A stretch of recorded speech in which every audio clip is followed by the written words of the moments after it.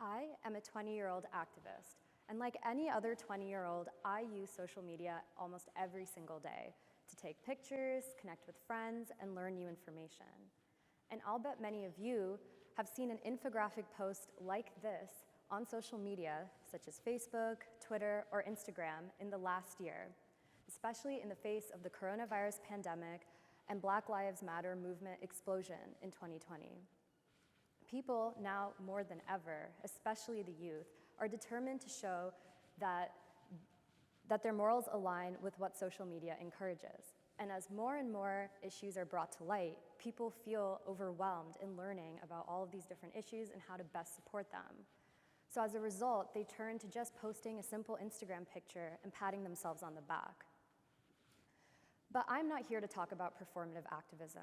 I instead am here to question why people who truly care about creating meaningful change in their community resort to simple Instagram posts. While we can all agree that social media can be problematic, what if I told you that there is another problem on the other end of the spectrum that is just as pressing but not nearly as often talked about? And that issue is activism fatigue. Activism fatigue is the feeling of exhaustion when you've been learning every nuance of every issue, yet it never seems to be enough. And it's the feeling when you tirelessly campaign for change in your community, but never reap the rewards of your hard work. And it's the feeling when you opened your news app this morning and read about what's going on in Ukraine, but then got a notification about another school shooting, so we should talk about gun laws now. But did you hear about that new law that's restricting abortion access? Or the fact that Syrian refugees are still being relocated? Did you know Flint still does not have access to clean water? Unequal access to education? Child brides? The Amazon rainforest is still dying. There are concentration camps in China today, and no one is talking about them. And let's not all forget the biggest elephant in the room. There's still an ongoing pandemic. This all sounds really overwhelming, right? Most people feel this overwhelming sense because with technology at the tips of our fingers, I can go on and on about every single issue that we learn about in our society. I have always been passionate about human rights from such a young age. I was just 14 years old when I joined my high school Amnesty International Club. It was 2016 when I started high school, and for those of you who do not remember, 2016 is when Donald Trump won his presidential election.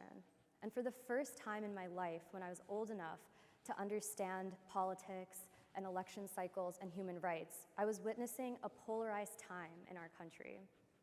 And as I was navigating these times, I joined my high school's Amnesty International Club as a way to educate myself about the different issues going on around the world. And through that club, I was able to educate my peers by becoming president and hosting fundraisers, letter writing campaigns, petition signing, and even protesting international embassies in New York City. And since then, I've continued to work with student groups in New Jersey, as well as serve as president of my college's, TCNJ's, president. When I was younger, I used to always tell older adults in my life all about how passionate I was about human rights.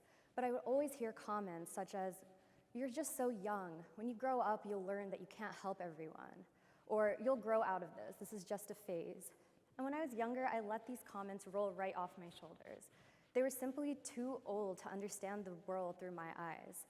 But this all changed a few years ago when, in an effort to be environmentally conscious, a few friends and I came together to encourage our peers to replace their plastic bag usage with cotton tote bags. But what we didn't know at the time was there was a high water requirement for cotton tote bags. It seemed perfect. We could replace plastic bags with these cute cotton tote bags, but a study published by the Ministry of Denmark in 2018 found that a singular tote bag must be used 20,000 times before it meets the same environmental impact on our ozone layer as just one singular plastic bag. In other words, one singular tote bag must be used for 54 years straight before it has the same impact on our environment. Upon learning this information, my peers and I felt really discouraged. We lost hope and motivation because not only were our actions not helping, but they could actively be harming the environment. And as a result, I started to feel like Sisyphus, who's from Greek mythology, a cruel king who's punished by Zeus to push a large rock up a mountain. And each time he reached the top of the mountain, the rock rolled back down to the bottom and he had to start all over again. And he was trapped in this inescapable cycle. And similar to how Sisyphus was at the mercy of gravity, my peers and I felt like we took on these initiatives and were pushing this boulder up a mountain, and just as we saw right over the edge, we were pushed back down to the beginning, back to square one, to start all over again. I started to question my whole belief system. Maybe I was naive in thinking that I could create any change, and maybe only young people did have hope for our future. But the more I talked about these issues and my feelings with my friends, I realized that I was not alone in this feeling. In fact, a study published by Cher Chen and Paul Gorks found that 72.7% of youth activists suffer from serious emotional or psychological health problems. What exactly are these problems referring to? I believe it is referring to burnout.